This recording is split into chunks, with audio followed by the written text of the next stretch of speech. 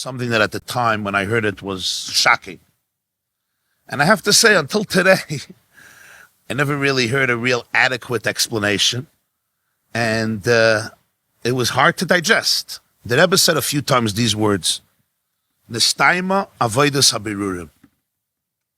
The work of birurim has been completed. Which, to clarify what that means is, much of Kabbalah and much of Chassidus and much of Machshava and Ashkafa is based on avodas habirurim. Avodas habirurim means that a Jew in this world is always doing birurim.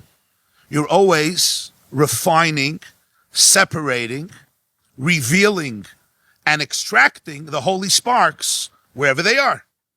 When you eat them, when you learn them, when you daven them, when you do business, and when you travel, and when you sleep, and when you talk, and when you relocate somewhere, we're always involved in birurim. We elevate the sparks, we extract the sparks, we separate the good from the bad. Boire, right? Like Shabbos, you don't do boire, you don't separate the bad from the... We're always separating. The Rebbe said in 19 Tavshanun, non Aleph, 1991, Sneshtayma avodas habirurim. The work of birurim has ended. And now is a new phase. It's the phase of opening ourselves up to the energy of Gאולה. And he said the energy of Gאולה is already in the world. But if your eyes are closed, you can't perceive it. So with Efen in there, you have to open your eyes. Intense words, I heard them myself. But it needs hamtaka. What does it mean? What does this mean? There's no birurim anymore? The good and the bad, there's no bad? It's all been separated? Everything is refined? There's mamash, no tov and ra, all, really? You look at the world, doesn't mamash seem that way? I mean, the corona doesn't agree, apparently. And some other stuff besides the corona. Like, what is happening? Perhaps there's a very, very, a leader of a generation puts his finger on the pulse of a generation. And not just of that generation, but of a future generation that's now emerging. And it seems to me, perhaps, that you'll agree or you'll disagree, that from that time, at least consciously, there emerged a new generation. And it's probably, those words, Sneshtayma avodas habirurim, is probably the most articulate description of it. Yeah. Description of who we are. Yeah.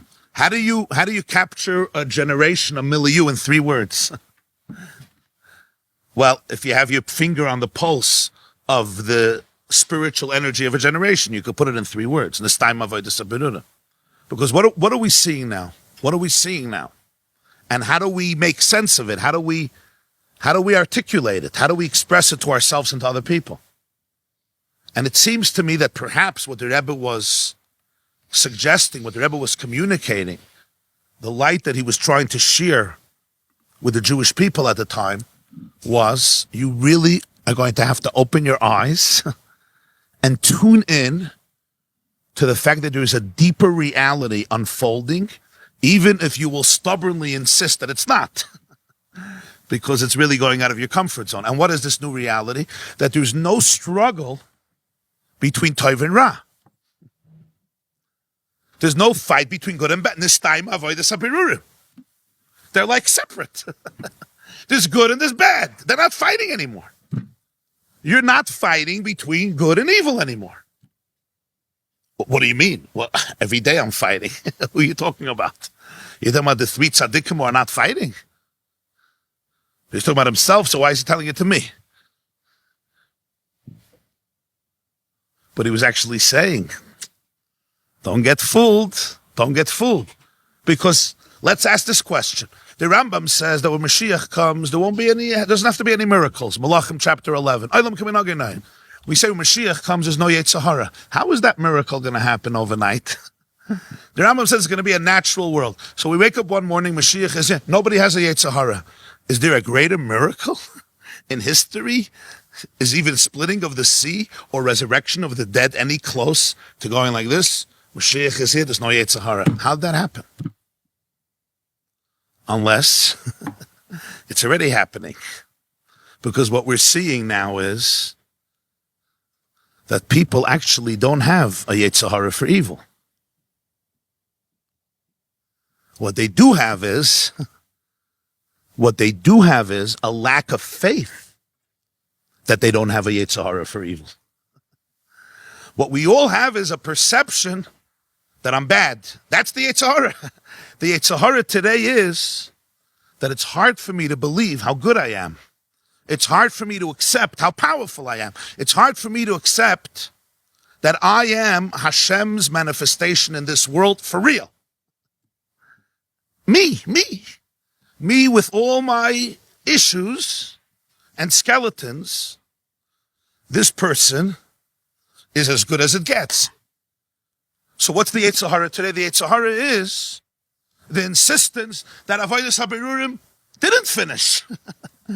That we're all still stuck in this crazy negativity. When the truth is that you are already the embodiment of the spark of Messiah in your life, which means you are a conduit for infinite love, for infinite light, for infinite hope, for infinite compassion, for infinite wisdom, for infinite truth, for infinite healing, and for infinite redemption. That's the truth. But I'm not feeling it. I'm feeling a lot of other stuff. So what am I really feeling? What am I really experiencing? I'm experiencing the resistance to know who I really am. That's what it is.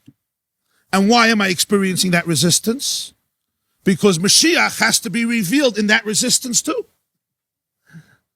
Revealing that even that resistance is coming from a place of innocence.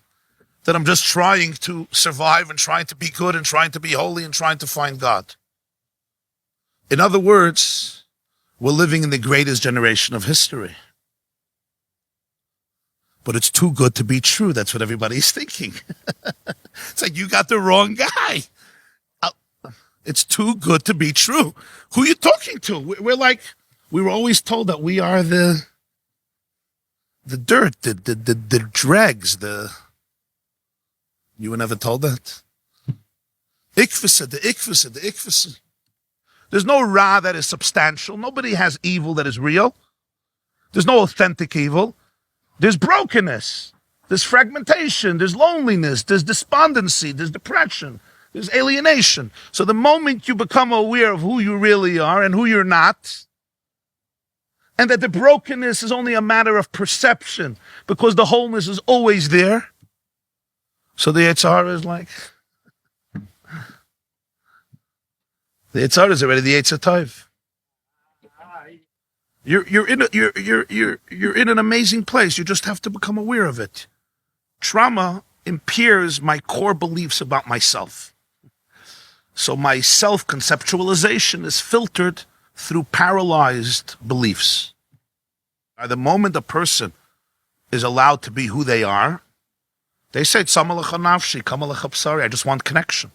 I want connection with my spouse. I want connection with my children. I want connection with Hashem. I want connection with every person. I want connection with humanity. I want connection even with the trees. I want to hug the whole world. The only thing we have to fear is being afraid of our power. That's what we have to fear, be afraid of. We have to be afraid of the fact that we're so afraid of our power. We have come to believe that we belong in Galus. You know, imagine when it says in Brachas, Dav Gimel, that Galus is children who were expelled from their father's table. So we have come to believe that we don't have a seat at the table. So what's the worst thing that can happen to a child?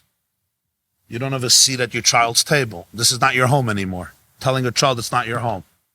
That's Galus. Galus is, I tell myself, I don't have a seat at the table. What's Gאולה? Gאולה, the first thing of Gאולה is I belong at the table. I have a seat at the table. The door is open. It's not locked. I can come. I'm going to sit there. And you know what's going to happen? I'm going to be embraced. What do we have to learn now? Teres HaGeula. We have mastered Teres HaGolus. We know how to be Jews in Golus. We know how to be Jews even when a part of us is exiled and a part of us is dejected and a part of us is anxious. Now, Rabbi said we need to learn Teiras HaGeula. What does it look like to be a Jew in Geulah? What does it look like to be a Jew in Yemais HaMashiach, in the days of Mashiach? What does it look like? What does Avos Yisrael look like in Mashiach's times? What does davening look like? What does Torah look like? What does education look like? What does Simcha look like? What does faith look like in Mashiach's times? We have to learn that Torah.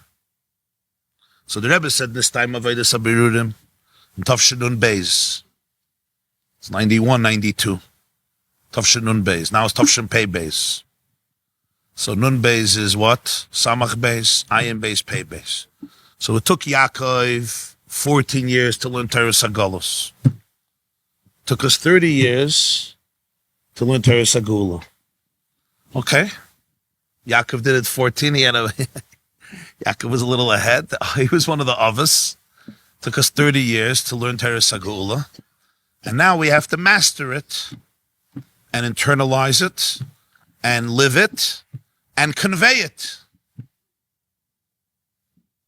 And the most important thing is become agents of it, become living, breathing ambassadors of that perspective.